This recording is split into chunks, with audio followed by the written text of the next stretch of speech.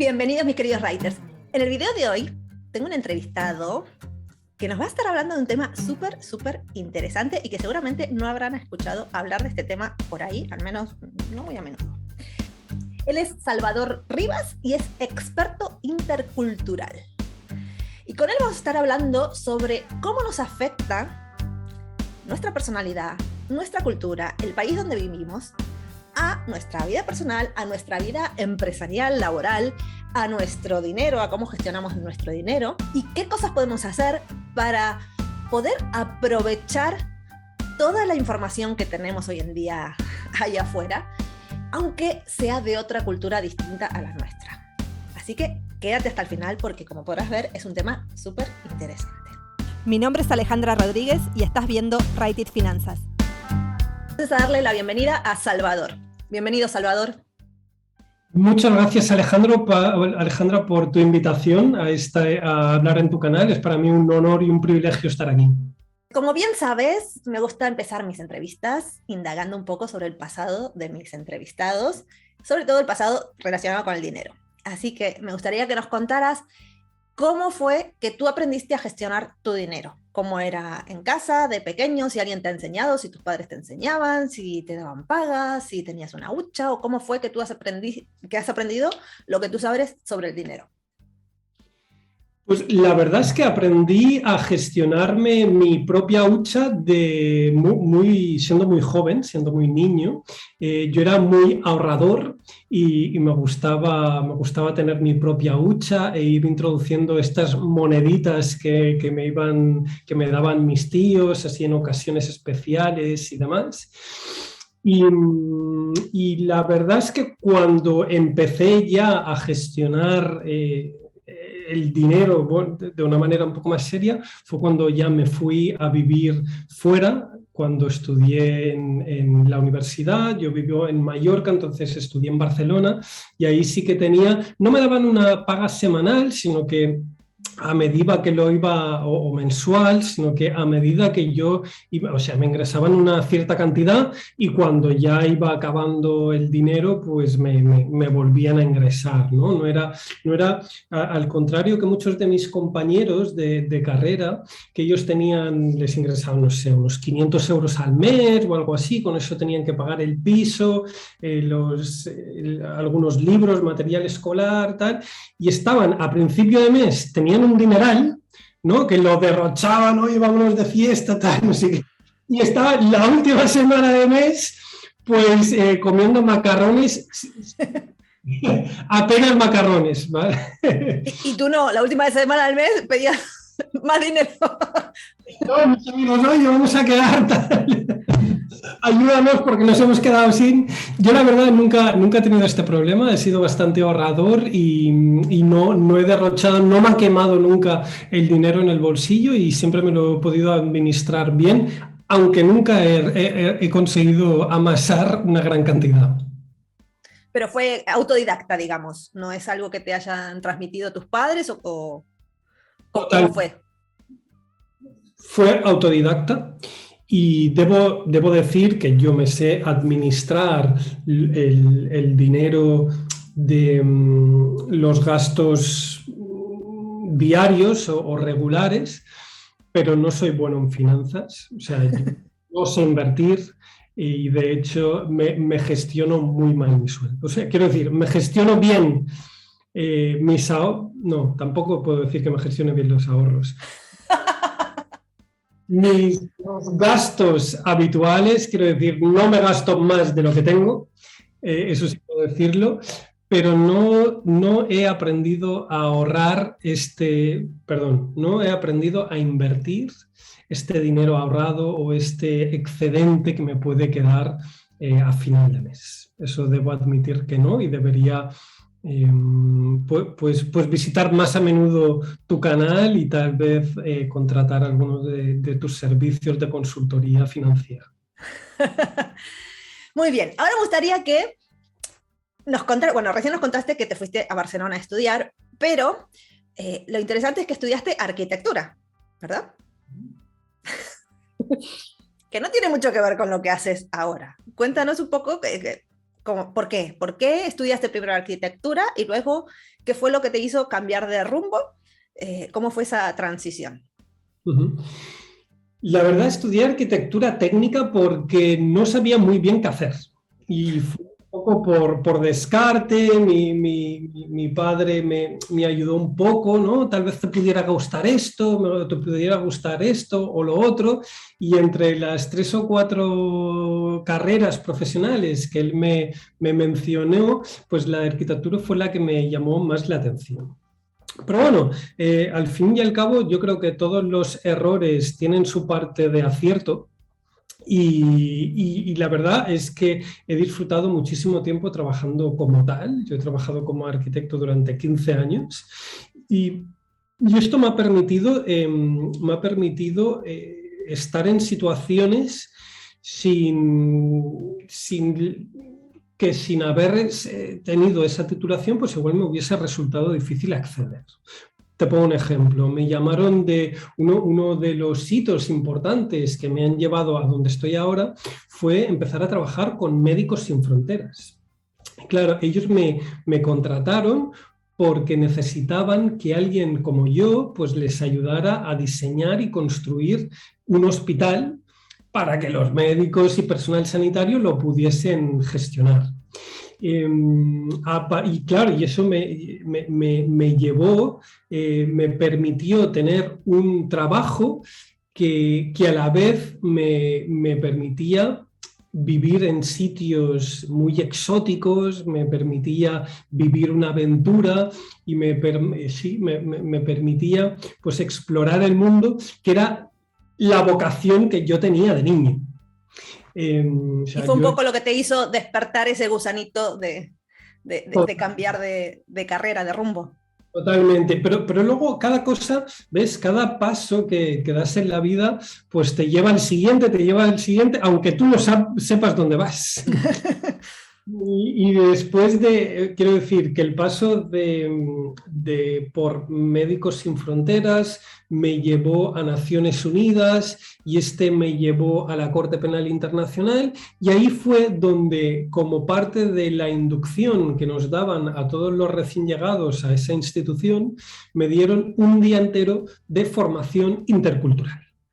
Y ahí fue donde yo entré en contacto con esta materia, me quedé impresionado, me quedé fascinado con el contenido que nos desarrolló el formador y a partir de ahí quise saber más. Quiero decir, quedé un rato después de la sesión, quedé un rato para hablar con él, le pedí que me recomendara un libro, él me recomendó el libro, me dio su teléfono, me dice, oye, si quieres saber más, después de habértelo leído, si quieres saber más, llámame y hablamos. Y así fue como establecimos una relación que me llevó a 4 años después pues en entrar dentro de la organización, entrar dentro de la consultoría intercultural. Ellos me formaron, ellos me certificaron y ahora estoy trabajando de la mano de Hofstede Insights, de la consultora intercultural, pues ayudando a empresas y organizaciones a ser más efectivos y a obtener mejores resultados a nivel internacional.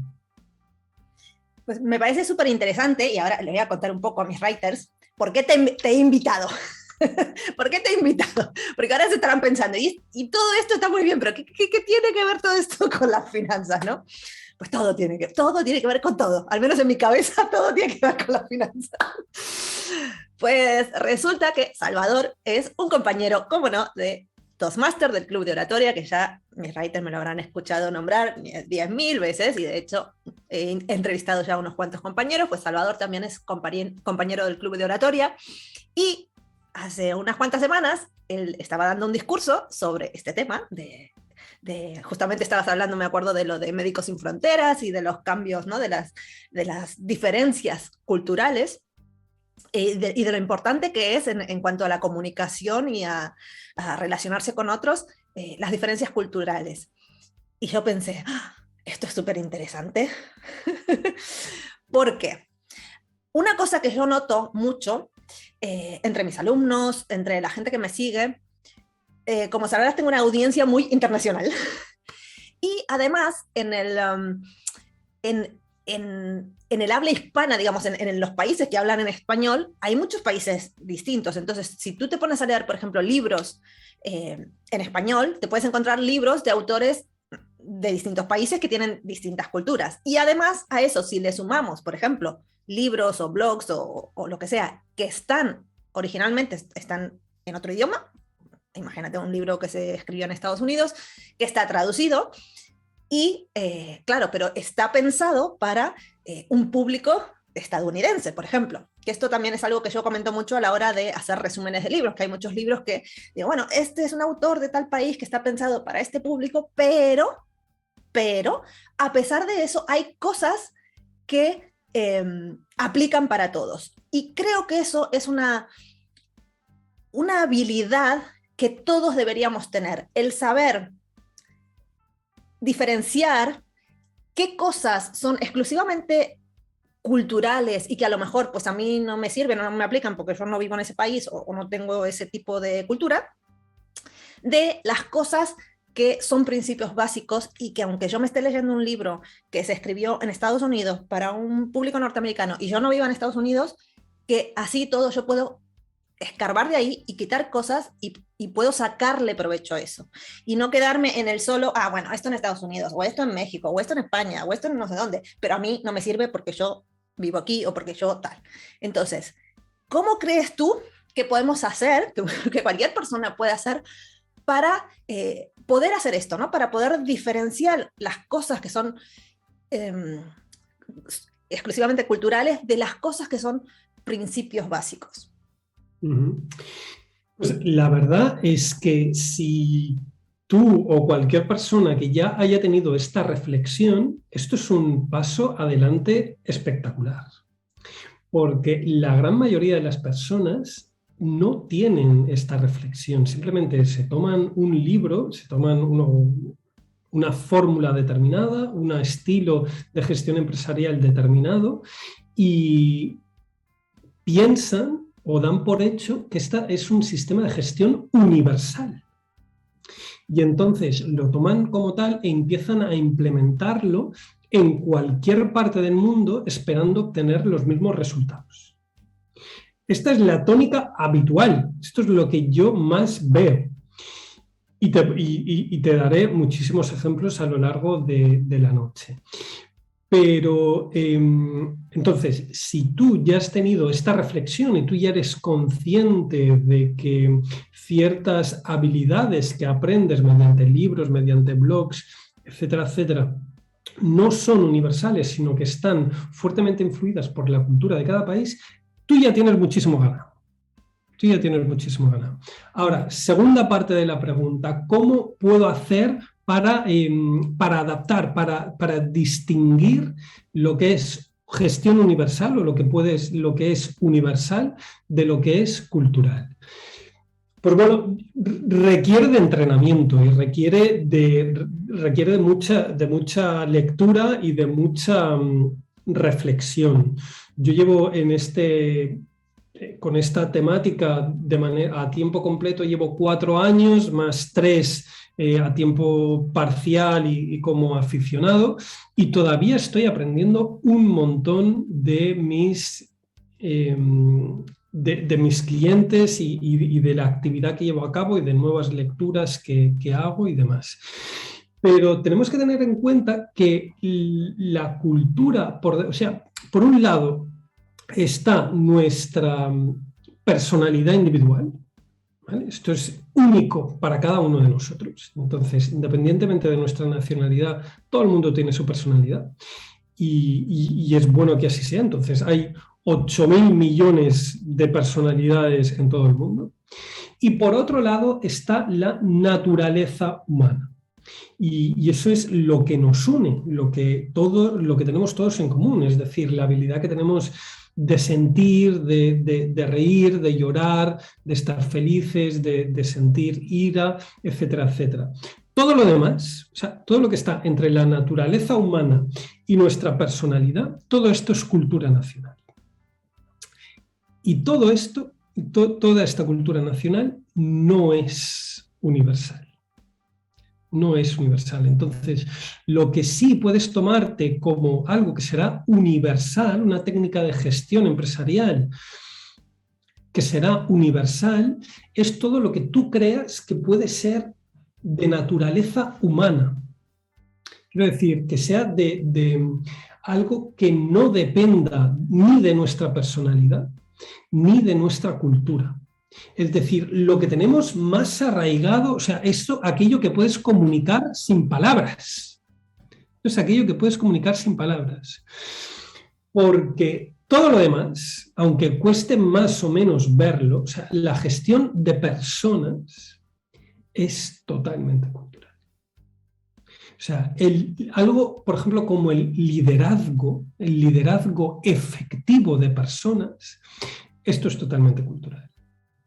La comunicación, tan en boga, tan importante, todo el mundo sabe que es lo importante que es cultural. Y no me refiero al idioma, no me refiero a que por el hecho de hablar español todos los hispanohablantes tengamos la misma cultura. No, como tú has dicho bien, hay grandes diferencias culturales a lo largo y ancho de toda Hispanoamérica. Pero, y luego lo que es hacer marketing, lo que es hacer, lo que es influencia, lo que es vender, todo esto es cultural. Y está fuertemente influido por la cultura de cada país. Te puedo poner un ejemplo, mira, y esto lo pongo yo muy a menudo en cuanto a publicidad. Esto se ve muy bien en la publicidad.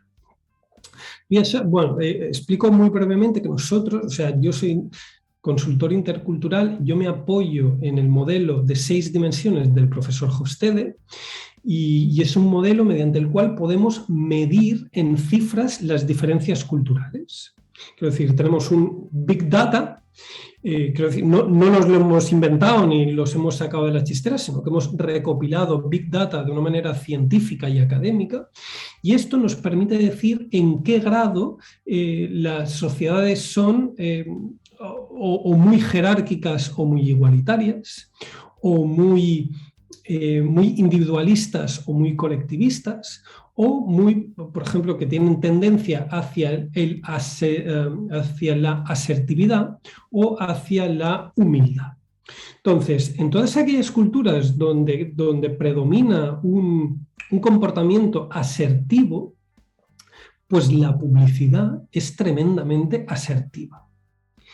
Y está el ejemplo de Budweiser, la cerveza americana. Ellos son tremendamente asertivos y dicen, el eslogan es The King of the Beers, dando por hecho que es la mejor cerveza del mundo. Pero luego, en cambio, te vas a Dinamarca, donde tienen la Carlsberg, que son tremendamente humildes, es decir, todo lo contrario de asertivos, y ellos anuncian su cerveza diciendo probablemente la mejor cerveza del mundo. Es un tono, es sutil, pero es importantísimo. Quiero decir, porque si tú vas a Estados Unidos a vender una cerveza y dices probablemente la mejor cerveza del mundo, seguramente no lo sea. Nadie te la va a comprar. Al revés, cuando van los americanos a vender algo a los escandinavos y van y te aseguran de manera asertiva que su producto, su empresa, ellos mismos son los mejores del mundo, dicen, este tío es un fanfarrón. Este tío es un cantamañanas y pierdes toda credibilidad. Pierdes toda credibilidad. Esto me parece súper importante, sobre todo para todos mis seguidores que tienen pequeños emprendimientos, que hoy en día los emprendimientos, si tienes algo online, pues suele ser muy internacional, ¿no? Sobre todo si lo haces en inglés o en español, que son idiomas más así globales. Correcto. Es que antes, o sea, nuestra consultora nació en el año 85. Están mis viejos compañeros. Y en ese momento los clientes eran grandes multinacionales y yo incluso todavía asocio multinacional a gran empresa. Pero claro, ahora no es así. Ahora no es así porque cualquier freelance puede tener clientes en cualquier lado, puede tener proveedores en cualquier lado. Y se ha convertido, o sea, un freelance que trabaja desde su casa y que no tiene asalariados, que no tiene empleados que trabajan por su cuenta, esto es una multinacional. Y entonces cada vez tenemos más clientes de pequeña y mediana empresa, incluso freelance. Y sí, efectivamente, una de las habilidades en las cuales hago más hincapié es en el marketing y ventas. Y también otra cosa que se me ocurre es que esto mismo que decías de como la personalidad, bueno, no sé, no es el término, pero como la personalidad o las características de cada nacionalidad, de cada cultura, que esto que unos son más humildes o no, también eso afecta muchísimo a la manera que tenemos de ganar nuestro dinero, de gestionar nuestro dinero, de gastar nuestro dinero. Yo, por ejemplo, esto también lo veo mucho en general, los países latinoamericanos, estamos como más asociado el tema de que el dinero es malo.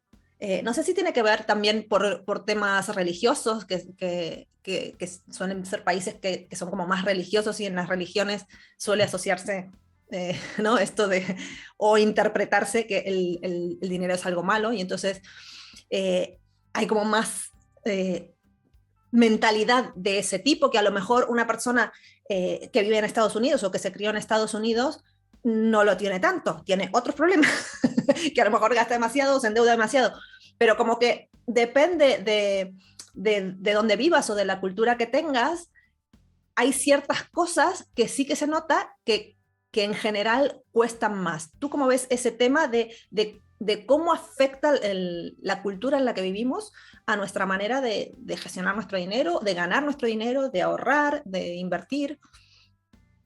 Eso también tiene mucho que ver varios puntos. Deja que lo divide en dos dimensiones diferentes.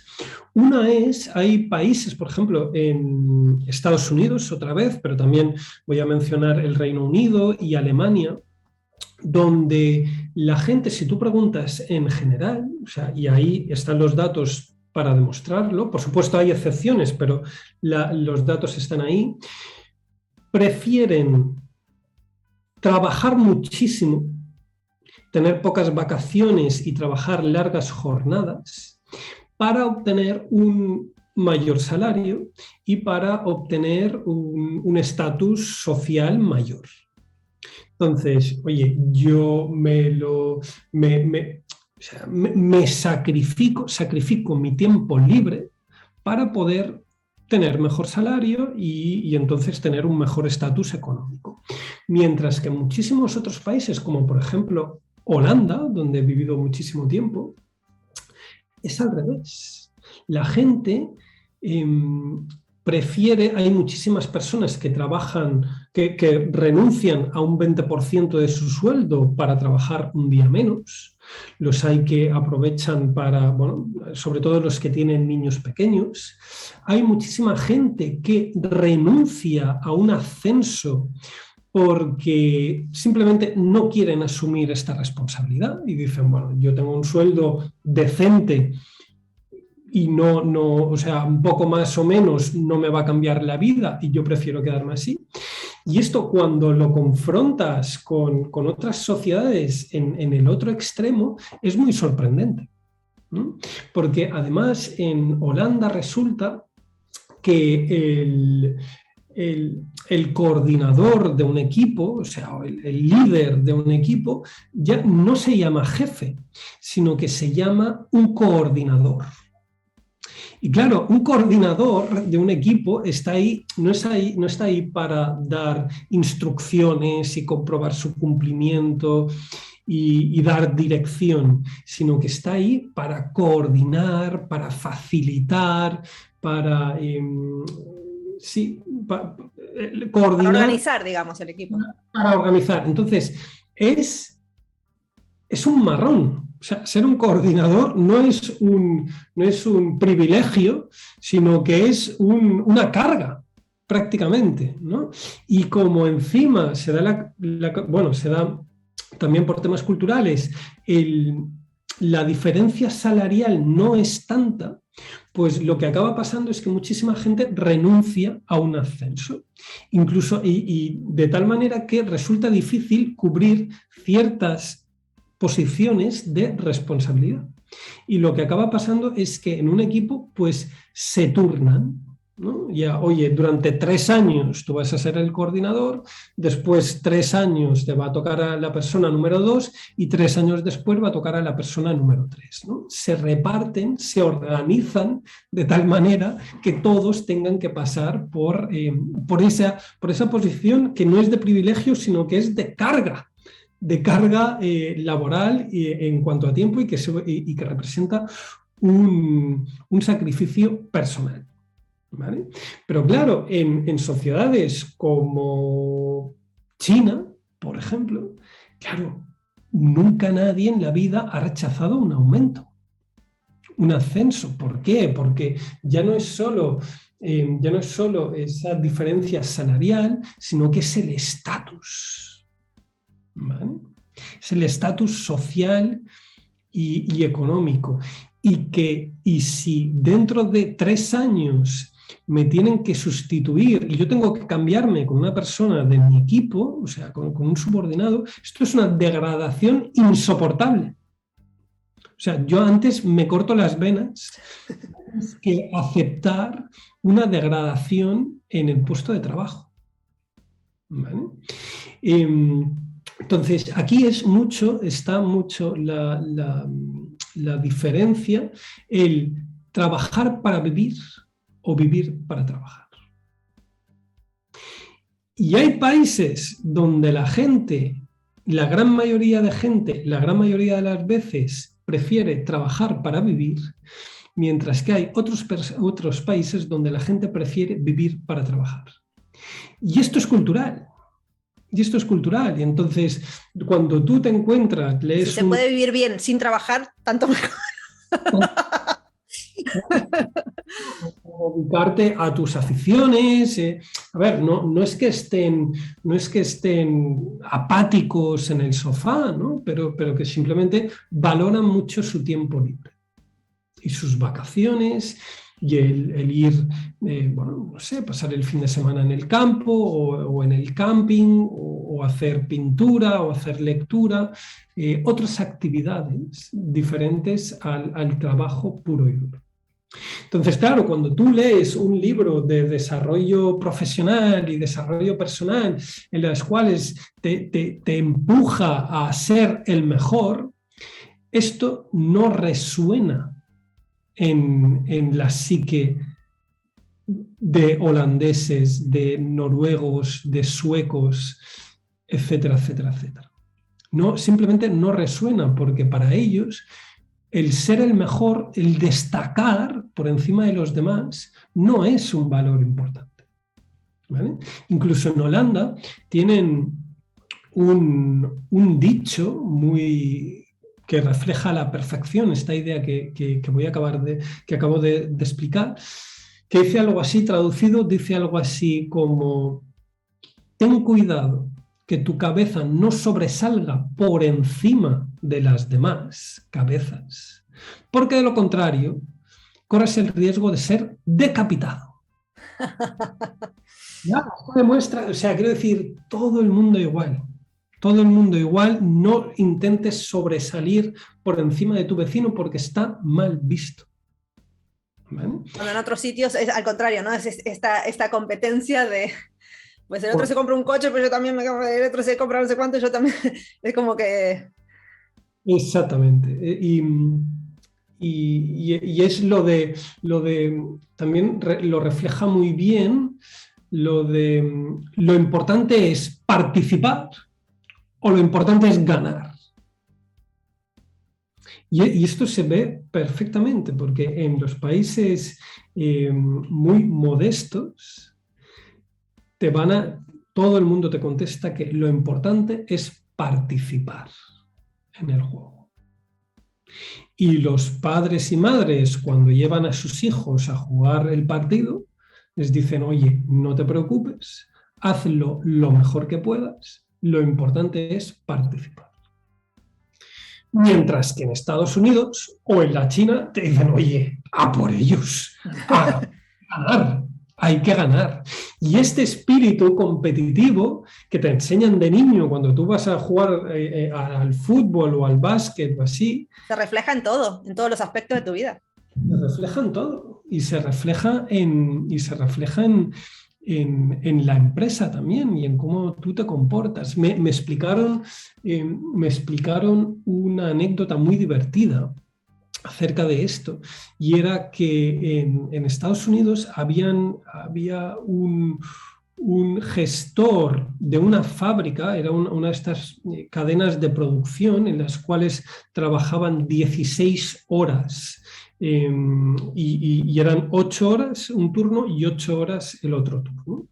Y era una cadena de montaje, no sé muy bien qué productos ensamblaban, y que cuando acababa un turno y empezaba el siguiente, los que terminaban el turno escribían en la pizarra, hoy hemos ensamblado 112 piezas. A ver si lo superáis. Esto motivaba a las personas para hacer su trabajo bien, y tenemos que ganarles. Y la gente pues era una motivación de equipo el producir más piezas que el turno anterior. Que claro que en otros países, pues tú dices, pues, o sea, pues ahora, lo que me pagan, ¿para qué? Gracias, que voy ahí. ¿Y cuánto es lo mínimo que hay que hacer? Vale, pues a eso, lo mínimo para que no me echen, ¿no? Claro, y date cuenta, esto está totalmente alineado con la práctica del empleado del mes. Seguro que lo has visto en el McDonald's en Estados Unidos y en muchas otras empresas, cuelgan el retrato del mejor. De hecho, te voy a contar un secreto. Yo de ahí he sacado la idea y yo tengo, en mi escuela, tengo al writer del mes. Y la verdad que están muy contentos y los motiva un montón.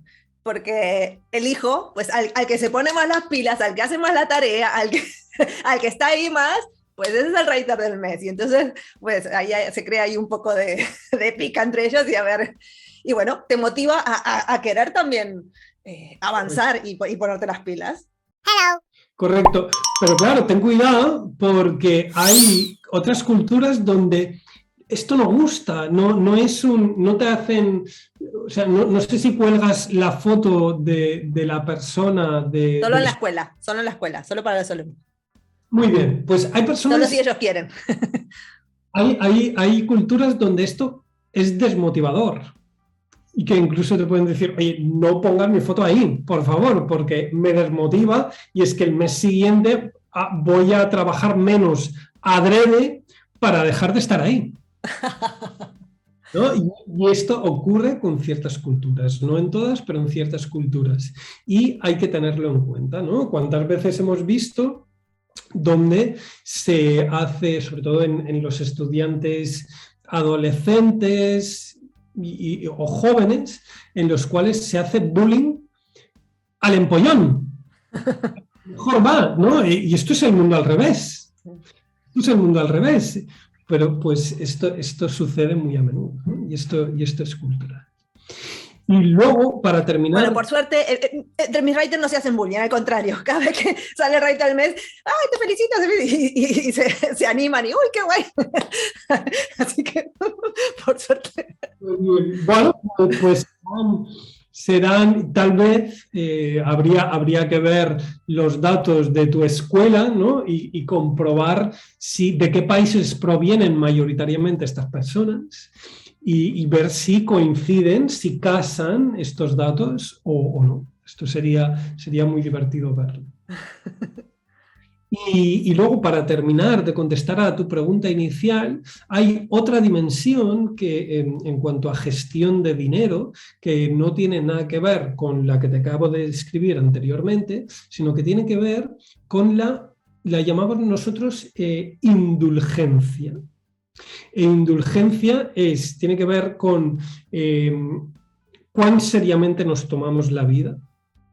Y por supuesto, en los países extremadamente indulgentes, el dinero nos quema en las manos, ¿no? Dicen, mira, hoy tengo 100, me gasto 100 porque mañana no sé qué va a pasar.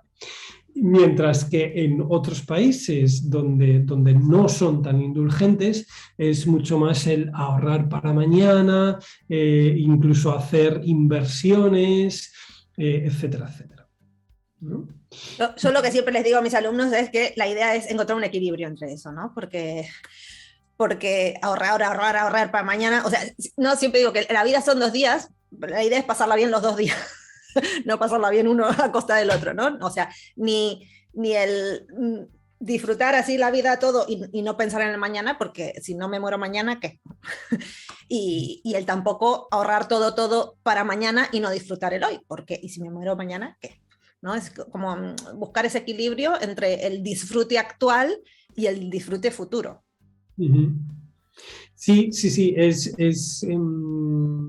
es el escenario ideal, pero lo que me gustaría transmitir a tus oyentes es que este equilibrio tan bueno no es universal.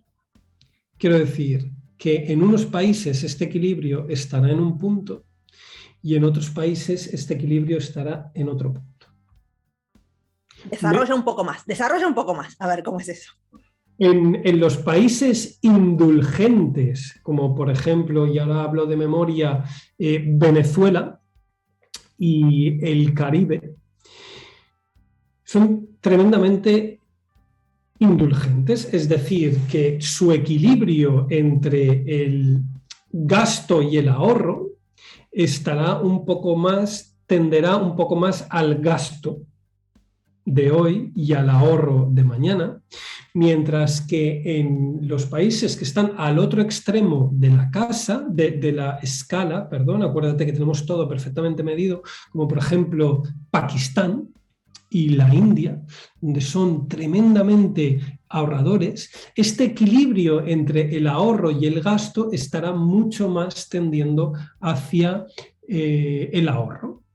Entonces, si se encuentran un venezolano y un pakistaní y hablan y dicen, mira, hemos ganado 2.000 cada uno este mes, ¿cuánto ahorras tú y cuánto ahorro yo? Y seguro que hay una diferencia. Y eso también entiendo que, así como depende de las culturas, también la personalidad, ¿no? Porque además dos personas que vivan en Venezuela o en Pakistán o en donde sea, también puede una tener una personalidad como más de esto, ¿no? De vivir el ahora, y otro más conservador, más ahorrador. Entonces, totalmente. También ese equilibrio también...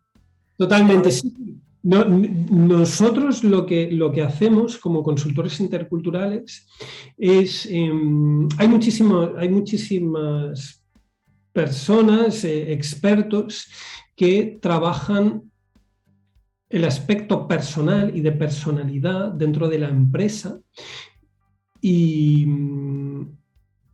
nosotros no queremos meternos ahí. Quiero decir, nosotros creemos que cada uno tiene que hacer el trabajo que mejor sabe hacer, y nosotros... O sea, simplemente hay personas que dominan mucho mejor que yo la personalidad a la hora de hacer un trabajo, ¿no? Por ejemplo, seguro que has oído hablar de ese modelo de los 4 colores, donde hay las 4 personalidades predominantes. Bueno, simplemente son modelos numéricos que permiten por ejemplo, a los líderes que gestionan equipos o empresas, el poder gestionar diferentes personalidades dentro de sus equipos. ¿Vale? Entonces, no tienen que hacerlo solo mediante la intuición y mediante su empatía y su don de gentes natural, sino que además de eso, que es muy importante y que recomendamos utilizarlo, existen otras herramientas que te permiten gestionar las diferentes personalidades dentro de tu equipo y sacar lo mejor de cada uno. Entonces, hay una personalidad roja, una personalidad azul, una personalidad amarilla y otra verde, creo. Yo no soy experto en esto. Pero me parece súper interesante y luego quiero que me lo busques y que me lo pases porque yo quiero leer sobre eso. Porque creo que de ahí puedo sacar cosas. ¿Cómo va a pasar? Esto por un lado. Y luego, además, porque claro, es que la vida es compleja, la empresa es compleja, las personas son complejas. Además de esta personalidad, luego está nuestra cultura nacional. Y esto también, nosotros te damos otra vez un modelo que te permite gestionar las diferentes nacionalidades de tu equipo, de tus clientes y de tus proveedores mediante un modelo totalmente tangible hecho a partir de Big Data. Entonces, existen modelos personales de personalidad, existen modelos de cultura nacional. Y cada uno de estos modelos, ya te digo, son herramientas potentísimas que yo recomiendo usar, porque están ahí disponibles y podemos y permite a las personas sacar lo mejor de sus equipos o permite a los emprendedores sacar lo mejor de su propio negocio.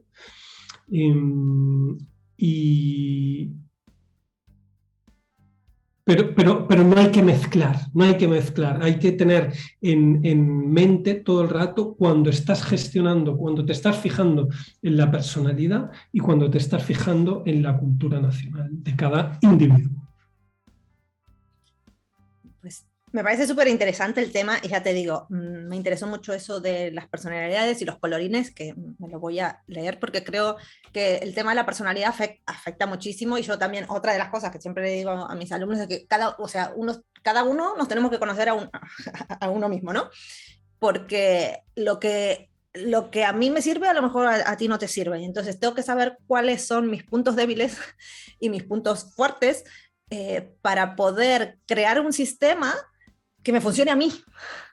Es decir, tomar esas ideas de cosas, de libros, de sistemas que ya existen, pero no tomarlo así tal cual, tipo receta de cocina, sino de usarlo como base para adaptarlo a mí, a mis circunstancias, a mi personalidad, a mi estilo de vida, porque lo que creo que es uno de los principales fallos o problemas que veo que se da, sobre todo en el tema de esto, ¿no? De que cuando quieres aprender a hacer algo, como el tema de las finanzas, ¿no? Y un ejemplo que me parece muy claro es el ejemplo de Dave Ramsey, que no sé si lo habrás escuchado nombrar, el Dave Ramsey de los 6 pasos de bebé, los baby steps. Bueno, es uno que tiene, bueno, tengo el libro por ahí. Él tiene sus 6 pasos, ¿no? Primero, junta no sé cuánto dinero, luego de esto, luego sale de deuda, luego ahorra para el retiro, luego, no, son como 6 pasos bien marcados, como receta, digamos, para todo el mundo. ¿Qué pasa? Este hombre también tiene un programa de radio hace no sé cuántos años, pero mucho, no sé, 20, 30, 40 años, no sé hace cuánto, pero tiene un programa de radio donde los oyentes llaman y hacen consultas personales. Y claro, si tú escuchas lo que pregunta la gente, claro, él a todos les responde, ¿no? No sé, por ejemplo, eres muy antideuda, ¿no? Corta las tarjetas de crédito, nada, ni deuda buena, ni nada, cero deuda. Y entonces, claro, hay gente que llama y le dice, no, es que me acabo de comprar un coche a crédito y no sé qué. Y yo, cuando escucho esas llamadas, claro, al principio pensaba, ¿qué le hace pensar a esto? O sea, ¿qué pasa por adentro de la cabeza de esta persona que está siguiendo a Dave Ramsey, que sabe que él es antideudas, pero sin embargo necesita preguntarle a él qué es lo que puede hacer él en su situación? Uh-huh. Y me di cuenta que el problema es cuando las cosas son así tan, primero esto, luego esto, luego esto, luego esto, tan estructuradas, como no se adaptan 100% a nadie, porque todos somos distintos. Al notar que, vale, esto no se adapta a mí, entonces vale, esto vale para los otros, ¿no? Pero en mi caso, ¿yo qué tengo que hacer? Y bueno, y el hombre básicamente le dice, pues vende el coche. quítate la deuda, ¿no? O sea, es que, ¿qué te va a decir si es antideuda, no? Cómprate un coche usado y vende ese coche y quítate la deuda. Pero, digo, al principio me llamaba mucho la atención esto, ¿no? De si sabes que él es antideuda, es obvio que te va a decir, vende el coche y quítate la deuda. Pero, sin embargo, necesitas preguntar. ¿Por qué necesitas preguntar? Porque en algún lugar de tu cabeza piensas eso, ¿no? Vale, este sistema está bien para el otro, pero en mi caso, porque a mí me ha pasado esto, porque yo tuve tal situación y a mí me ha pasado esto y yo estudié de esto y yo saqué este préstamo, mi caso es distinto. Entonces, para los otros va bien los 6 pasos, pero en mi caso, ¿yo qué puedo hacer? Y creo que eso es lo que muchas veces frena, y no solo con los pasos de Dave Ramsey ni nada, porque de hecho es un sistema que funciona. O sea, el problema no es el sistema, porque como eso está también el otro de los 6 frascos, jarros o no sé qué, que tiene el T. Harv Eker, y bueno, por sistemas está el sistema de sobres que yo enseño a usar, o sea, sistemas hay muchísimos. Pero creo que uno de los principales problemas con los que se encuentra la mayoría de la gente es que tiene como esa fantasía de que el sistema va a ser una receta perfecta para que si yo hago esto, luego esto, luego esto, luego esto, me soluciona la vida. Y en la primera que empiezo a hacer lo que está en la receta y o no avanzo, o no me funciona, o me resulta extremadamente difícil, pues abandono y voy a buscar otro sistema. Paso al siguiente. Y así, y como que me paso toda la vida buscando aquí y allá, aquí, y fantaseando con que en algún día me voy a encontrar con alguien que me va a dar el sistema perfecto. Y lo que yo creo es que lo que tú tienes que hacer es pues basarte en alguno de esos sistemas, el que más te cuadre, el que más creas que puedas utilizar, pero la parte principal es ese trabajo de adaptar eso a tu situación actual, y eso creo que es la parte más difícil y la que la mayoría de gente le cuesta más y necesita más ayuda porque es trabajo, es trabajo que nadie puede hacer, que lo tienes que hacer tú, nadie puede hacer por ti. Entonces, ¿qué consejos podrías darnos, así en general, para poder hacer ese trabajo de adaptación a algo que está muy estructurado, ya sea a nuestra cultura, ya sea a nuestra personalidad? Sí, como me encanta lo que dices, porque yo suelo recordar una frase que, si no recuerdo mal, es de Platón, quien dijo que la mayor de las conquistas es la conquista de uno mismo, ¿no? Entonces, conócete a ti mismo. Esto es muy fácil de decir y muy difícil de hacer, ¿no? Yo simplemente no pretendo dar lecciones a nadie. Yo estoy en mi proceso de ir conociéndome un poquito más cada día, ¿no? Y esto recomiendo a todo el mundo pues iniciar o recorrer este camino. Esto por un lado. Y después intentar ser fiel a uno mismo en la medida de lo posible. Quiero decir, las imitaciones no salen bien. Quiero decir, hay que fijarse, por supuesto, en los mejores, y en las mejores hay que fijarse en todas aquellas personas a las que tú admiras, hay que fijarse con lo que hacen y lo que no, e intentar aprender lo máximo que puedas.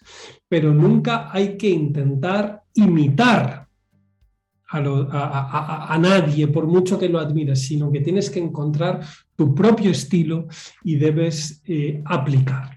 Entonces, esto que es válido a nivel personal, también se ve muy a las claras a nivel sociedad, a nivel cultura, ¿no? Entonces, es por todos conocido que la economía de Estados Unidos ha sido la más exitosa en el último siglo, y como tal, o sea, ante este hecho, nos hemos creído que sus sistemas de gestión empresarial y sistemas de gestión financiera son los mejores del mundo per se.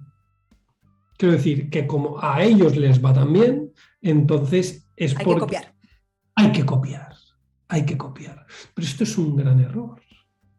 Esto es un gran error porque, yo te digo, lo que es una gestión de personas inteligente y eficiente en Estados Unidos es del todo ineficiente en Alemania o en España o en Francia o en México, por ejemplo.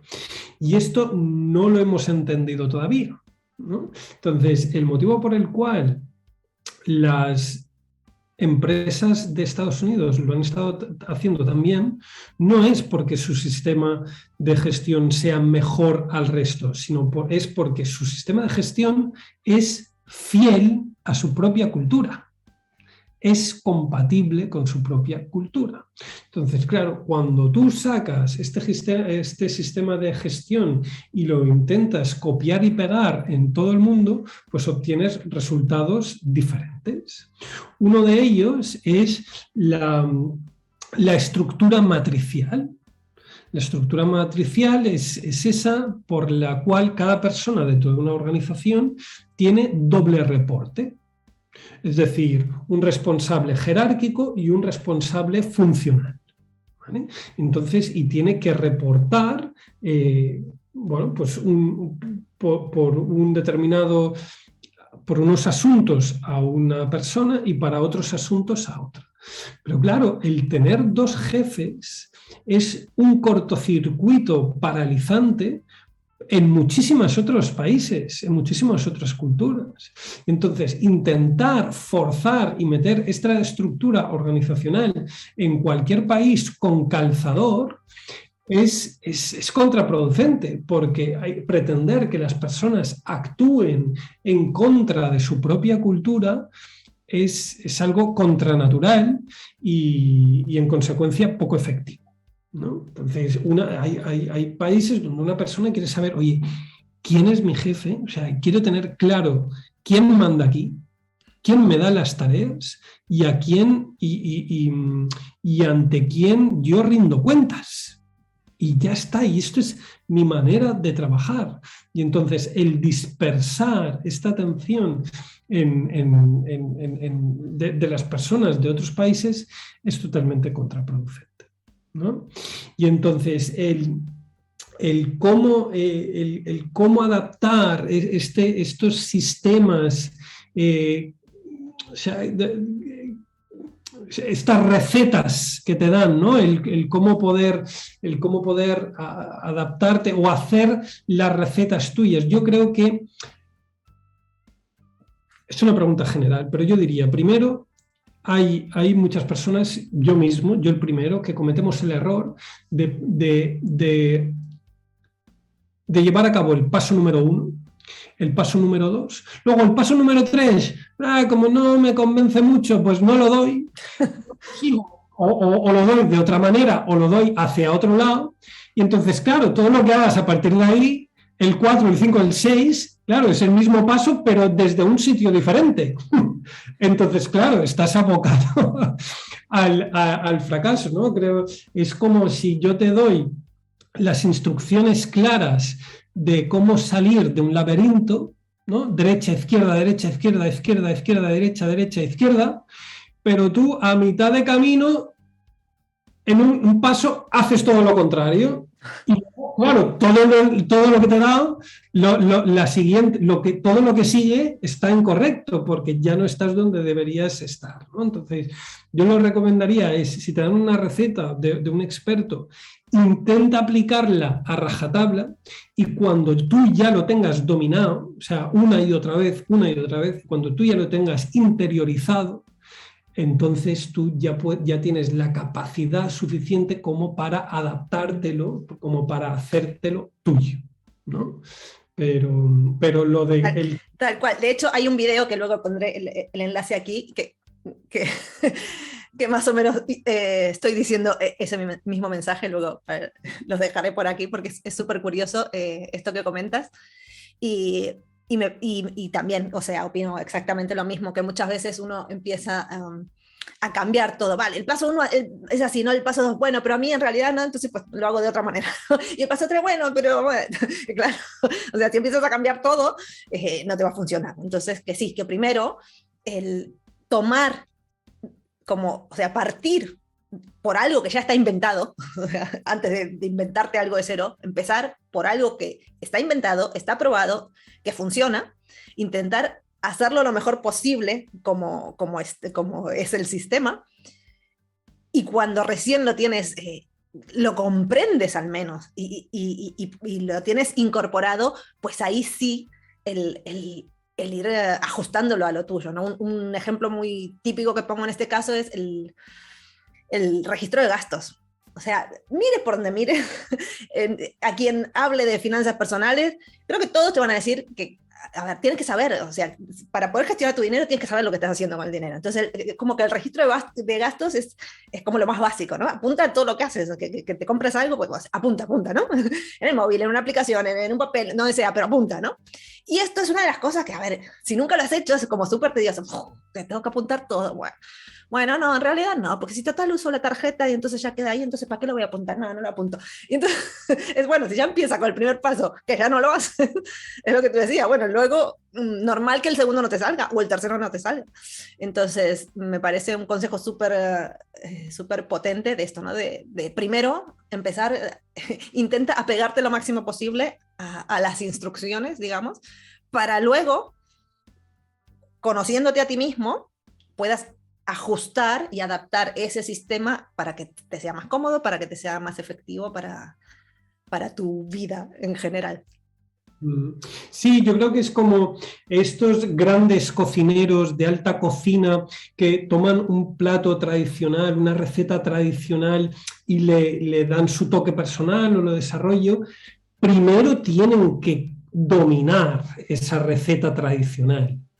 Y una vez dominada, luego ya le pueden dar este toque, pero si empiezas a darle este toque personal antes de dominar esa receta tradicional, pues bueno, es difícil, ¿no? Es difícil que salga bien. Pues me ha parecido súper interesante, como te lo he comentado. Cuando escuché tu discurso, yo dije, esto me parece súper interesante. Te toca entrevistar. Creo que se puede sacar mucho de los consejos que has dado y además de la información que has dado, que si bien tu trabajo está enfocado en empresas, en gestión de empresas, creo que aplica totalmente a la gestión personal, digamos, a la gestión nuestra de organización personal, de gestión con nuestro dinero, de tener en cuenta todas esas cosas que muchas veces ni siquiera nos las planteamos. Es decir, si yo me quiero esto, bueno, a ver, me voy a poner a organizar mi dinero, bueno, me compro un libro de finanzas personales. Y claro, el libro de autores de otro país totalmente distinto al que vivo, con otra cultura, con otra, ¿no? Como esto que decía, como todo distinto. Y claro, si yo no tengo en cuenta esto, suele pasar esto, ¿no? Lo que pasa, que luego, pues, o lo veo como diciendo, esto es imposible, o esto no es para mí, o eso no funciona, y entonces es más fácil rendirse, cuando en realidad creo que podemos sacar muchísimo de las distintas culturas. Y además, otra cosa que al menos yo he notado, que yo creo que cuanto más culturas distintas ves sobre un mismo tema, por ejemplo, en el tema de finanzas personales, yo he leído muchos libros de finanzas personales de distintos autores de distintas partes del mundo, en inglés, en español, o sea, del Reino Unido, de Estados Unidos, que sí, de Australia, de Canadá, de México, de Argentina, de Colombia, de España, o sea, y cada uno te cuenta y te explica sus cosas desde su punto de vista, y escribe los libros para un público específico de cada país. Pero leyendo todos estos autores de distintas culturas y con distintos métodos, y que cada uno tiene su filosofía y tal, así todo, hay cosas que todos están de acuerdo. Y esas cosas son como los principios básicos, ¿no? Como el no gastes más de lo que ganas. Pues es que no vas a encontrar ningún libro de finanzas personales que te diga lo contrario. O sea, porque es que es un principio básico, ¿no? Entonces, al leer autores distintos, es como un poco como las reviews de los hoteles, ¿no? Que tú estás buscando, ¿no? Un hotel, a ver, y ves la review y que uno te dice, ay, la comida es buenísima, el personal es un poco antipático. Luego ves otra review y dices, ay, el personal es divino, la comida malísima. Bueno, ¿no? Como que, claro, cada uno tiene cada uno tiene su punto de vista y lo que le gusta a uno puede que no le guste a otro. Pero luego empiezas a ver, bueno, pero la zona está en un barrio un poco chungo, no sé qué. Bueno, la zona está en un barrio un poco chungo. La zona está en un barrio un poco chungo. Pues será que está en un barrio un poco chungo, ¿no? O sea, si es algo que se repite, se repite, se repite, aunque muchas cosas puedan variar, si hay algo que se repite, es como que, bueno, si se repite tanto, por algo será. Y creo que esto es un poco lo mismo, ¿no? Si tú lees muchos libros y hay cosas que cambian, porque cambia el autor, cambia el país, cambia la cultura, pero hay cosas que se repiten y que se repiten y que se repiten, es como que eso que se repite en todos los sitios es como la base y lo más importante a lo que debemos prestar más atención, al menos eso es lo que, lo que yo he interpretado. Yo creo que, yo creo que está muy bien visto y que estas cosas que se repiten ciertamente son universales y estos seguramente sean consecuencia de esta naturaleza humana que nos une a todos y que es naturaleza humana o leyes universales, ¿no? Tipo, no puedes gastar más de lo que ganas o si no, o vas a tener que estar endeudado y vas a tener que pagar en un momento u otro esta deuda, ¿no? Entonces, estos son leyes universales. Y está muy bien visto, pero ya te digo, yo debo felicitarte por tener esta sensibilidad cultural, es decir, el entender que hay normas, hay conceptos universales, pero que los hay, pero que no todos lo son. Y el querer, o sea, el saber diferenciarlos no siempre es tan intuitivo.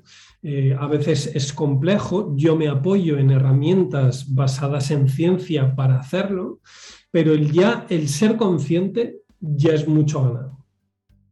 Sí, a ver, creo que parte de la base de que mi audiencia es muy internacional. O sea, y desde el principio siempre fue muy internacional y siempre hubo gente de muchos países distintos y en muchas situaciones distintas. Y también yo he vivido en países distintos, de culturas distintas, de economías distintas y entonces entiendo de dónde, o sea, que a lo mejor si solo has estado en un lugar y no conoces otras culturas, te cuesta más verlo, porque no lo conoces, básicamente, no por nada más.